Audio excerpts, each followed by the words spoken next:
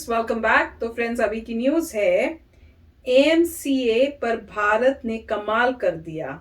तो चलो वीडियो शुरू करते हैं। पर उससे पहले अगर आप चैनल पर पहली बार ही आए हो और आपने अभी तक सब्सक्राइब नहीं किया तो जल्दी से पहले सब्सक्राइब के बटन और बेल आइकन को क्लिक कर लो ताकि आपको हमारे सारे न्यू वीडियोस के नोटिफिकेशन मिल जाएं जैसे हम अपलोड करें। अगर आपको वीडियो पसंद आता है प्लीज़ लाइक एंड शेयर और ट्विटर में हमें फॉलो करें। जब भी हमारे किसी भी चैनल में वीडियो नए पोस्ट होते हैं उसमें नोटिफिकेशन आ जाएगा। चलिए शुरू करते हैं। नमस्कार दोस्तों, स्वागत है आपका हिंदी नॉलेज शो में। तो दोस्तों, एमका को लेकर दो बड़ी खुशखबरी निकलकर सामने आ रही है। पहली है इसके निर्माण कार्य को लेकर और दूसरी है इसकी टेस्टिंग को लेकर। और आप हैरान रह जाओगे जब मैं आपको इसकी टेस्ट डेट बताऊंगा कि इतना जल्दी इसकी टेस्टिंग हो रही है। तो चलिए बिना समय वेस्ट करे हुए वीडियो को तुरंत शुरू करते हैं। तो सबसे पहली खबर है इसकी मैन्युफैक्चरिंग को लेकर। आपको याद होगा कि कल मैंने शाम वीडियो बनाकर आपको बताया था कि हमारी एक प्राइवेट कंपनी है मिदानी ग्रुप, उसने एमका के एयर फ्रेम के लिए जो टाइटेनियम एलॉय है जो बहुत ही हाई ग्रेड का होता है उसे सप्लाई कर दिया है। उसके 5 स्लैब सप्लाई किए गए हैं। अब खबर यह आई है कि वो 5 स्लैब मिदानी ग्रुप ने सप्लाई की है वैम टेक्नोलॉजी को। वैम टेक्नोलॉजी भारत की एक कंपनी है, वो बनाएगी इसका एयर फ्रेम। उसके बाद इस साल के अंत तक इसकी फैब्रिकेशन भी स्टार्ट कर दी जाएगी, यानी कि एक एक्चुअल लड़ाकू विमान एक तरीके से आप कह सकते हैं कि तैयार हमारा हो जाएगा। उसके बाद सब कुछ तैयार होने के बाद भेजा जाएगा इसे डीआरडीओ की ओपन टेस्टिंग फैसिलिटी में। वहां पर इसकी टेस्टिंग होगी। और आपको बता दूं कि अगले साल से ही, जी हां, आपको जानकर खुशी होगी कि नेक्स्ट ईयर 2022 से ही इसकी टेस्टिंग शुरू हो जाएगी ऑफिशियली।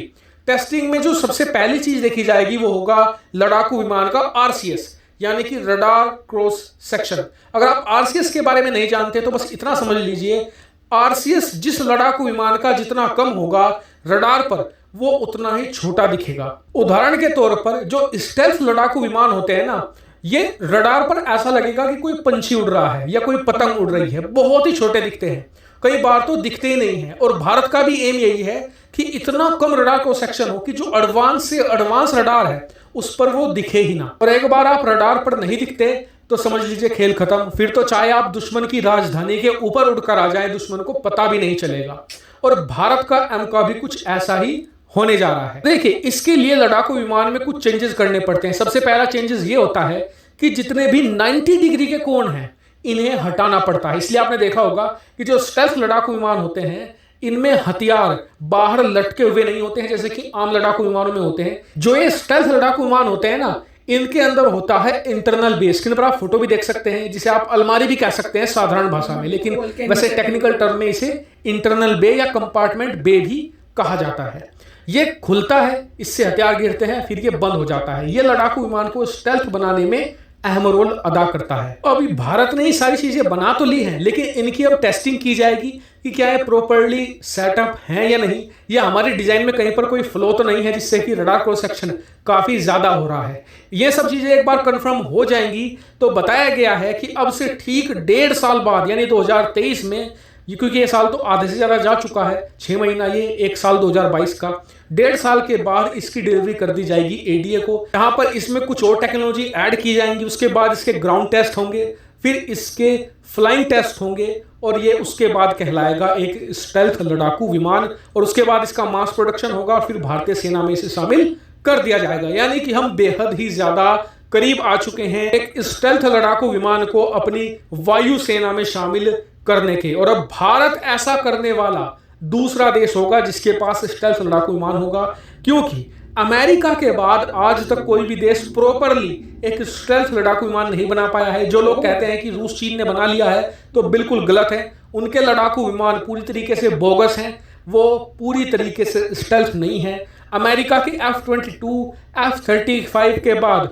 भारत का एमका ही एक स्टेल्थ लड़ाकू विमान होगा। तो फिलहाल एमका पर इतनी ही अपडेट थी। जैसे ही कुछ नई न्यूज निकलकर सामने आएगी तुरंत मैं आपको वीडियो बनाकर सूचित कर दूंगा। तो फ्रेंड्स, है तो कमाल की न्यूज ही भाई कि इतनी जल्दी करेंगे। इस ईयर तक उन्होंने खत्म कर देना है, फिर डीआरडीओ को भेज देना है, वहां पे वो टेस्टिंग करेंगे और फिर उन्होंने उसके बाद जो भी बाकी चीजें प्रोसेस है कर के उसके बाद वो मास मैन्युफैक्चर होके शामिल हो जाएगा हमारी आर्मी के लिए या एयरफोर्स के लिए, जहां जहां भी उनको जरूरत होगी।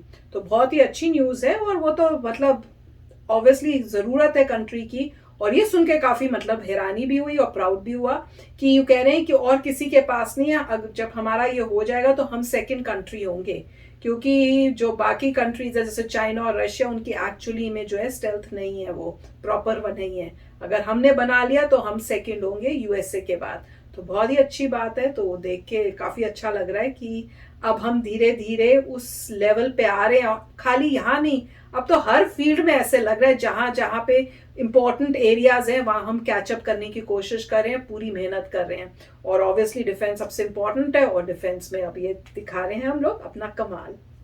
राइट, तो काफ़ी अच्छा वीडियो था। इसमें ये है कि AMC जल्दी आने वाले हैं। एग्जैक्टली मुझे डेट पता नहीं कब आ रहे हैं, कब इंट्रोड्यूस होंगे। अभी तो कह रहे हैं टेस्टिंग शुरू हो रही है, तो टेस्टिंग शुरू होगी, टेस्टिंग का फेस ख़त्म होगा, सक्सेसफुल होंगे, उसका इंट्रोडक्शन होगा, फिर वो कॉम्बैट में जाएंगे, फिर कह सकते हैं कि बढ़िया है। 2023 तक लग रहा है। तो टेस्टिंग तो काफ़ी इंपॉर्टेंट चीज़ है, तो आई होप कि उसमें पास हो जाएं। अब इन्होंने जो है दिखाया था कि सारी मैन्युफैक्चरिंग काफ़ी हद तक इंडिया में हो रही है, तो वो भी अच्छी बात है।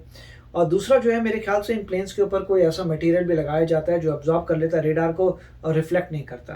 तो एक बात तो है डिज़ाइन इटसेल्फ, जैसे कह रहे हैं, जिससे मिनिमम मतलब रेडार के बाउंस ऑफ हो। दूसरा मेरे ख्याल से ये भी टेक्निक थी कि वो एब्जॉर्ब कर लेता रेस को, ऐसा लगता है कि बाउंस अगर जाएगा ही नहीं तो उनको लगेगा कि सीधी जा रही है, कोई बीच में है नहीं, तो उसमें मेरे ख्याल से रीपेंटिंग करनी पड़ती है। और कई टेक्निक्स होती हैं, मगर अच्छी बात है कि इंडिया बना रहा है। और ये भी कहा जाता है कि चाइना रशिया के पास ऑलरेडी हैं, ये मुझे पता नहीं कितने पावरफुल हैं, कितने स्ट्रॉन्ग हैं, क्या उनकी रेटिंग है, मगर उनके पास भी कुछ वर्जन है। सिमिलरली मेरे ख्याल से इंडिया भी बना रहा है।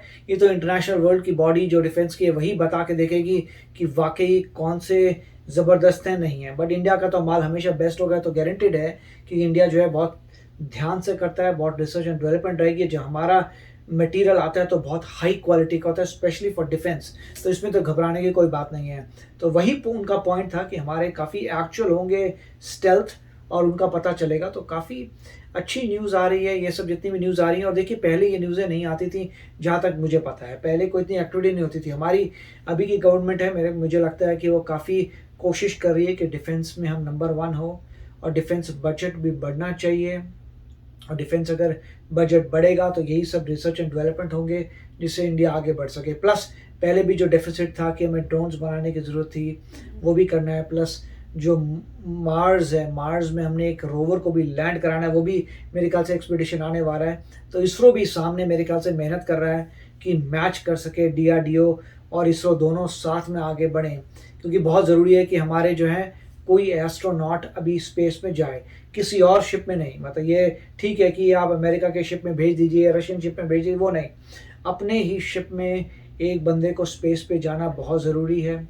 और उसके बाद जो है लैंड कराना, लैंड रोवर या जो भी जिसे कहेंगे, जो रोवर जा सके मार्स के ऊपर। उससे क्या है कि आपको दिख जाएगा क्लियर कि इंडिया बहुत आगे जा रहा है। ये सब चीज़ें हमें चाहिए, क्योंकि दुनिया भर में अभी ये हो रहा है कि भैया कौन, मतलब आपके प्लेन्स जो हैं, एयरप्लेन्स स्पेस में जाके आ रहे हैं। आपने देखा होगा अमेज़ॉन के जो CEO हैं वो गए थे, जेफ बेजोस गए थे, वर्जिन अटलांटिक के गए थे। अब मिस्टर जो एलन मस्क है वो कोशिश कर रहे हैं जाने की। उनका प्लेन है कि आप एक प्लेन लीजिए, वो प्लेन सीधा ऊपर जाएगा और स्पेस में जाएगा, एसेंशली कुछ समय के लिए स्पेस में जाएगा, और फिर वो उसका बूस्टर जो है ठीक तरीके से लैंड करेगा। वो लोग कहीं पर गिरेंगे अपने कैप्सूल में, और फिर उस बूस्टर को दोबारा यूज़ कर सकते हैं। तो ये टेक्नोलॉजी आगे आ रही है, और इंडिया में मेरे ख्याल से इसरो ही की प्लेयर है जो ये सब अनेबल करेगा कि ठीक है, US में नहीं, हमारी कंट्री में भी लोग स्पेस पे जा सकते हैं विया